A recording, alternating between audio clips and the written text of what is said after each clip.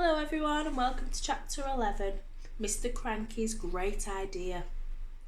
The next day George's father came down to breakfast in a state of greater excitement than ever. "I've been awake all night thinking about it," he cried. "About what, Dad?" George asked him. "About your marvellous medicine, of course. We can't stop now, my boy. We must start making more of it at once. More and more and more." The giant saucepan had been completely emptied the day before because there had been so many sheep and pigs and cows and bullocks to be dosed. "But why do we need more, Dad?" George asked. "We've done all our own animals. We've made Grandma feel as frisky as a ferret, even though she does have to sleep in the barn." "My dear boy," cried Mr. Kranky, "we need barrels and barrels of it, tons and tons. Then we need to sell it to every farmer in the world, so that all of them can have giant animals. We will build a marvellous medicine factory and sell the stuff in bottles at £5 a time. We will become rich and you will become famous." "But wait a minute, Dad," George said. "There's no waiting," cried Mr. Kranky, working himself up so much that he put butter in his coffee and milk on his toast. "Don't you understand what this tremendous invention of yours is going to do to the world? Nobody will ever go hungry again." "Why won't they?" asked George. "Because one giant cow will give 50 buckets of milk a day," cried Mr. Kranky, waving his arms. "One giant chicken will make 100 fried chicken dinners, and one giant pig will give you 1,000 pork chops. It's tremendous, my dear boy. It's fantastic. It'll change the world." "But wait, Dad," George said again. "Don't keep saying, 'Wait a minute,'" shouted Mr. Kranky. "There isn't a minute to wait. You must get cracking at once." "Do calm down, my dear," Mrs. Kranky said from the other end of the table, "and stop putting marmalade on your cornflakes." "The heck with my cornflakes," Mr. Kranky cried Mr. Kranky, leaping up from his chair. "Come on, George, let's get going. And the first thing we'll do is make one more saucepan as a tester." "But Dad," said little George, "the trouble is—" "There won't be any trouble, my boy," cried Mr. Kranky. "How can there be possibly any trouble? All you've got to do is put the same stuff into the saucepan as you did yesterday. And while you're doing it, I'll write down each and every item.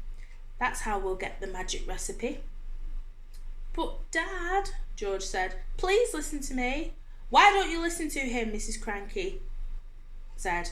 "The boy's trying to tell you something."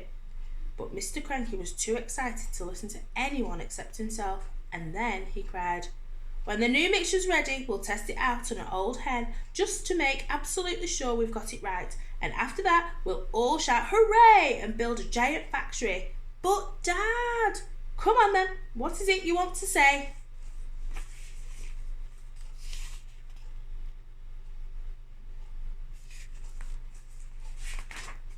"I can't possibly remember all of the 100 things I put into the saucepan to make the medicine," George said. "Of course you can, my dear boy," cried Mr. Kranky. "I'll help you. I'll jog your memory. You'll get it in the end. You'll get it in the end. You see if you don't. Now then, what was that very first thing you put in?"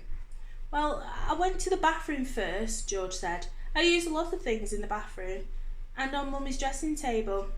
"Come on then," cried Mr. Kranky. "Up to the bathroom we go." When they got there, they found, of course, a whole lot of empty tubes and empty aerosols and empty bottles. "That's great," said Mr. Kranky. "That tells us exactly what you used. If anything is empty, it means you've used it." So Mr. Kranky started making a list of everything that was empty in the bathroom. Then they went to Mrs. Kranky's dressing table. "A box of powder," said Mr. Kranky, writing it down. "Helga's hair set. Flowers of turnip perfume. Terrific! This is going to be easy. Where did you go next?" "To the laundry room," George said. "But are you sure you haven't missed anything out up here?" asked Dad. "That's up to you, my boy," Mr. Kranky said. "Have I?" "I don't think so," George said. So down they went to the laundry room, and once again Mr. Kranky wrote down all the names of the empty bottles and cans. "My goodness me, what a mass of stuff you used," he cried. "No wonder it did magic things." Is that the lot?" "No, Dad, it's not," George said, and he led his father out to the shed where the animal medicines were kept and showed him the 5 big empty bottles up on the shelf. Mr. Kranky wrote down all the names. "Anything else?" Mr. Kranky asked.